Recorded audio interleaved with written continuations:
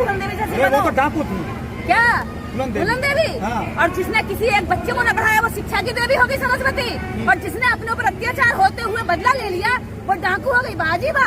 यानी मतलब 20 लोग एक औरत को मिलकर नंगा करो और पानी भरवाओ। 20 लोग मारे भी थे उन्होंने। हाँ तो क्या हुआ है? 20 नहीं, मैं कहती 50 को मारो, 50 हाथ लगाए तो ये संविधान तुम्हें सुरक्षा का अधिकार देता है।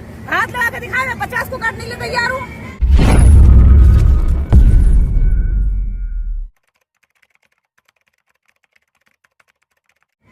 अगर मेरे जीवन पर, मेरे आत्मसम्मान पर, मेरी सुरक्षा पर मेरे कोई सेक्सुअल असॉल्ट करेगा तो मैं उसको छोड़ दूंगी। नंगा करके आपकी बहन बेटी को कोई घुमाएगा तो क्या करोगे आप?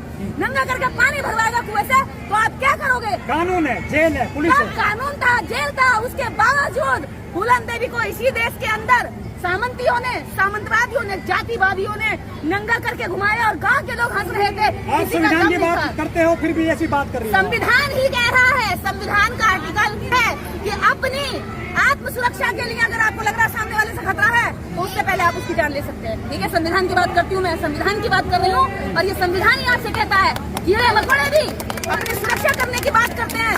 कीड़े मकोड़े भी, एक अगर छोटे से कीड़े को छोटे जीप पे अगर आप पैर रखोगे तो वो भी पीछे को उठकर अपनी बचाव करने के लिए हाथ फैलाता है, डंक निकालता है, सुरक्षा के लिए, सेल्फ डिफेंस के लिए कोशिश करता है। अरे तो ये समाज इंसान नहीं है क्या? क्या ये अपनी सेल्फ सुरक्षा के लिए कोशिश नहीं करेगा? अगर कोई नहीं कर रहा तो उसको मुर्दा मानती हूँ। अगर वो अपनी बहन बेटियों की इज्जत लुटते हुए आंखों से देख रहा तो मैं उसको नपुंसक मानती हूँ। अगर कोई बहन बेटियों को हाथ चला रहा है तो वो सबसे बड़ा नामर्द है। अगर वो बहन बेटियों की इज्जत बचा रहा है, बहन बेटियों की लड़ाई लड़ रहा है, बहन बेटियों के सम्मान में उतरा हुआ है तो मेरी नजर में वो सच्चा भाई है, वो सच्चा मर्द है। संकल्प दिवस मनाया है आज आपने बाबा साहब का। महिलाएं जानती नहीं बाबा साहब को, अभी भी नवरात्रों की बात करती है, दुर्गा की बात करती है, करवा चौथ की बात करती है, वो रामलीला की तैयारी करेंगी। आएंगी, धीरे धीरे आएंगी। रामलीला देखोगी तो सुपर्णा की तरह तुम्हारी नाक काटी जाएगी। ठीक है, डॉक्टर अम्बेडकर को पढ़ो ताकि सम्मान से पति और समाज के बीच में तुम बैठ सको और सम्मान पा सको। और अगर देवी, अगर दुर्गा की पूजा करोगी तो तुम्हें दुर्गा की जब मूर्ति बनती है तो वैश्य घर से मिट्टी आती है और दुर्गा की कोई इज्जत नहीं है इस देश के अंदर। दुर्गा को भारत के बाहर कोई नहीं जानता, लेकिन सावित्रीबाई फुले को पूरा विश्व जानता है कि भारत में शिक्षा की ज्योति जलाने वाली सावित्रीबाई फुले। बांग्लादेश में भी पूजा होती है दुर्गा की। होने दो ना, बांग्लादेश में पूजा करना है, चाहे आप देश के किसी भी कोने में कर रहे हैं। मूर्खों की संख्या तो कहीं भी पहुंच सकती है भाई साहब। मूर्खों की संख्या तो हमारे देश की चांद पे पहुंच गई। शक्ति प्लेनेट का शक्ति नाम रख दिया, उस पॉइंट का शक्ति पॉइंट रख दिया तो मूर्खों की कोई कमी थोड़ी है। और अगर कोई कहता है कि मैं मूर्खता के साथ अपना जीवन जीना चाहूंगा तो उसका कुछ नहीं हो सकता। लेकिन अगर कोई कहता है कि मैं अपने जीवन को सफल बनाना चाहता हूँ, रास्ता ढूंढ रहा हूँ आगे बढ़ने का, तो उसके लिए डॉक्टर अम्बेडकर का रास्ता है, खुद का मार्ग है, वो चले और आगे अपना जीवन अच्छा बनाए। आप महिलाओं को ऐसी शिक्षा दे रही है धर्म से हट जाए, हिंदू धर्म के खिलाफ बोलती हैं। अधर्म से हटा रही हूँ भाई साहब, मैं अधर्म से, मैं धर्म की ओर ले जा रही हूँ। अधर्म, अब आप बताइए कि आप किसी की आरती करके ये सोच रहे हैं कि मेरे 4 लाख का 50 लाख का मकान बन जाएगा, तो ऐसा कभी हुआ है मेरे भाई? आप ये सोच रहे हैं मेरा बच्चा स्कूल जाए ना, नौकरी लग जाए, ऐसा कभी हुआ है मेरे भाई?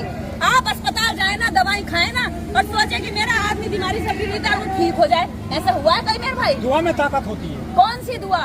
दुआ और बद्दुआ, अगर इनमें ताकत होती तो इस देश के अंदर फार्मेसी कंपनियां बंद करेगी बेटा। कौन सी माँ? अरे उस माँ के पैर छू ले जिसने पैदा करा, उसके तो पैर छूते ना है। अरे ये 9 हाथों वाली के पैर छूते। अरे जिसने तुम्हें पैदा करा उसके पैर छुए, वो है असली देवी। जिस बाप ने तुम्हें बड़ा करने के लिए, बढ़ाने के लिए अपने हाथों से रात दिन मेहनत करी, तुम्हें मकान बना के दिया, वो है तुम्हारा असली देवता। उसके पैर छुए, उसके जो परिक्रमा कर रहे हैं पहाड़ों में देवियों के लोग पागल है। पागल है, बिल्कुल पागल है। अपने बाप अपने माँ को छोड़कर अगर पत्थरों हाँ तो गिर के भी तो मरना है फिर। ठीक है, वहाँ गिर जाते हैं, कोई देवी मैया नहीं बचाने आती। अरे उसके पीछे भाग रहा है जिसके प्रसाद में मांस था, मछली का तेल था, उसे खुद भगवान को नहीं पता कि मेरे लड्डू में जो है मांस और मीट खिलाया जा रहा है। और वो गधे खा रहा है खूब भैया, जो यूँ कहते थे हम तो लहसुन भी नहीं खाते, हमारे तो प्याज भी नहीं खाई जाती, और वो शौक से जो है लड्डू में मच्छी का तेल खा रहे हैं, बीफ खा रहे हैं। तो ये ऐसे वो लोग हैं जो कहते हैं कि हमारे मंत्र में बड़ी शक्ति हुआ करती थी, मंत्र मारते थे भस्म हो जाते थे। लेकिन आज मंत्र नहीं मारते, आज तो भैया थाने में जाते हैं भागकर। अगर दम है तो मंत्रों से सारा काम करो। बाबा साहब डॉक्टर अम्बेडकर के संविधान के तहत चल रहे थाने और कोर्ट में क्यों बैठे हो?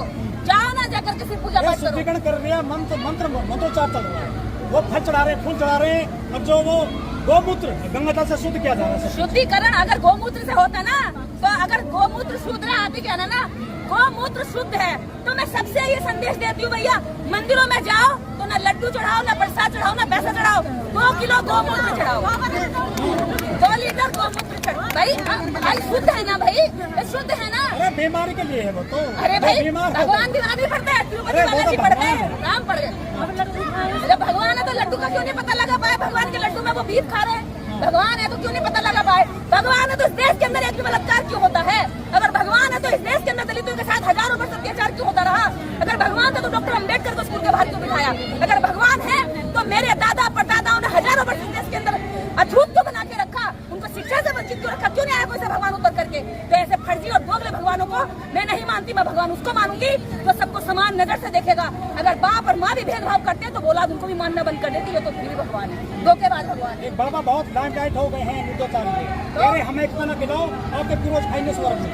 हाँ, मेरे पूर्वज स्वर्ग में खाना खिलाने से स्वर्ग में, अगर तुम्हें खाना खिलाने स्वर्ग में मेरे पूर्वजों को जाएगा तो अनुरुद्धाचार्य मैं 50 कोड़े तुम्हारे कमर पे दबाना चाहती हूँ। और मेरे ये 50 कोड़े ना मेरे दादाजी को जरूर भेजना। मेरे दादाजी ने मेरे पापा की जमीन बेची, उन्हें कंगाल कर गए, और मेरे पापा सीधे थे और वो बदला मैं आप लेना चाहती हूँ। तो अनिरुद्धाचार्य से बोलो कि मेरे 50 कोड़े अपनी कमर पर खा ले और मैं स्वर्ग में पहुँचा दूँ। ये है, ऐसा हो जाएगा। अरे एक बार खीर जा सकती है, पूरी जा सकती है, तो कोड़े क्यों नहीं जा सकते भाई साहब?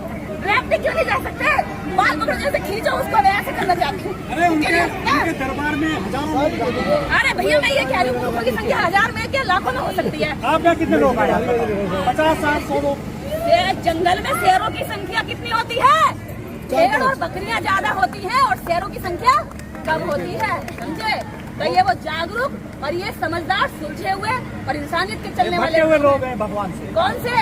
अरे भगवान तो हमसे डरे हैं, हमसे भगवान हमसे भटके हुए हैं। भगवान हमसे डरा है, मेरी जेब में रखा भगवान। हाँ, आप भगवान को टारगेट कर रही हैं? अरे भैया भगवान ने मुझे टारगेट किया हजारों वर्ष तक। मेरे दादा को किया, मेरे परदादा को किया, मेरे बाबा साहब अम्बेडकर को किया, ज्योतिबा फूले को किया, और तो और रविदास को किया, कबीर को किया, तुलसीदास ने ऐसी ऐसी कथाएं लिखी। किसी को टारगेट नहीं करा उसने, लेकिन हमारे सारे महापुरुषों को टारगेट किया। हम तो इस देश के भोले भाले सताए हुए लोग हैं, हम क्या किसी को टारगेट करेंगे? भगवान से तो बस सवाल पूछ लें तो वो घबरा जाता है, उसको मानने वाले जाते हैं। जब आप ऐसी बातें करती हैं लोग आपको गाली देते हैं सोशल मीडिया पर कि आप जो पहाड़ चढ़ा रही हैं, गलत मैसेज देती हैं। बुद्ध को एक व्यक्ति रोज गाली देकर जाता था, रोज गाली देकर जाता था, और बुद्ध मुस्कुरा जाते थे। तो बुद्ध बोले कि भाई बहुत हो गया इसका, और गाली देने वाला थक गया। गाली देने वाला एक दिन बुद्ध से झूला के गुस्से में बोला, थूका पटका गाली दी। फिर बोला इसको कुछ हो ही नहीं रहा है, तो बुद्ध से बोला, अरे बुद्ध मैं तुझे इतनी गाली देता हूँ तुझे फर्क नहीं पड़ता। तो बोला देखो अभी एक व्यक्ति दूसरा वाला मिठाई का डब्बा मेरे पास लाया, मैंने उसको ये मिठाई नहीं स्वीकार करी, मुझे नहीं खानी, ठीक है? तो उसने मिठाई के डब्बे का क्या करा कि वो घर ले गया, घर लाके क्या किया उसने अपने बच्चों को खिलाई। अब तेरी भी गाली मैंने नहीं ली भैया, तो तू इन गाली का क्या करेगा? ले जा कहीं भी। तो भैया ये मैं किसी की गालियों का मुझे क्या मतलब? उनके संस्कार, उनकी परवरिश दिखाई देती है कि वो कैसे घटिया लोग हैं, और हमारी बातों से ये पता चलता है कि इस देश के अंदर अम्बेडकर की औलादें जो है इस देश को बुद्ध में बनाकर छोड़ेंगे। जिन लोगों को आप शिक्षा देती हैं, नई नई बात बताती हैं, उपदेश देती हैं, वो सारे लोग दशहरा मनाएंगे, कुछ करवा चौथी मना सकती है महिलाएं, दोगले कब मानेंगे? वो दोगलों से कहना चाहती हूँ, मुझे सुनते भी हो और मेरे कहने पर चलते भी नहीं हो, तो तुम्हारे कानों को सुख देने के लिए नहीं मैं ये बोल रही हूँ, तुम्हें सुधारने के लिए बोल रही हूँ। अगर दवाई लिया है डॉक्टर से और लाके बस जेब में रख ली और खाओगे नहीं, तो भैया आराम नहीं होगा। दवाई लाके खानी पड़ेगी तब आराम होगा। तो मेरी बात है, अगर तुम्हारे लिए दवाई है ना तो इसको खाओ, इसको जीवन में उतारो, इसको जियो, तब तुम्हारे जीवन में परिवर्तन। रामलीला देखेंगे सारे लोग। रामलीला तो देखिए जितनी भी रामलीलाएं चलती हैं इस देश के अंदर, लीलाओं के नाम पे इस देश में औरतों की नाक काटी गई, लीलाओं के नाम पे औरतों के वस्त्र उतारे गए, रामायण के नाम पे द्रौपदी को नंगा किया गया, चीरहरण किया गया, और लीलाओं के नाम पर कृष्ण ने 56,000 जाने कितनी 32,000 गोपियों के साथ में सेक्सुअल असोल्ट किया, रेप। मतलब क्या ही मैं बोलूँ कि अभी आप कहेंगे कि ऐसा बोलूं। हाँ, और उसके बाद इस देश के अंदर राम रहीम और दुनिया भर के बाबा ढाबा जेलों में पड़े हुए हैं, जो जिन्होंने महिलाओं के साथ गलत किया।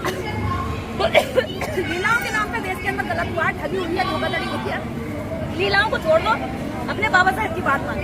देवी ने हमारे दर्द झेला है, इस देवी ने अपने 4 बच्चों को कुर्बानी दी है, और इस देवी ने अपने पति डॉक्टर अम्बेडकर को पूरा समर्पित कर दिया समाज के लिए। और ये हमारे हक अधिकार इस देश के, भारत की हर स्त्री के अधिकारों के लिए अपना जीवन लगा गई। तो हर औरत इस देश की इस देवी की कर्जदार है। अगर पूजा करनी तो इसकी करो, सावित्रीबाई फुले की करो, फूलन देवी की करो।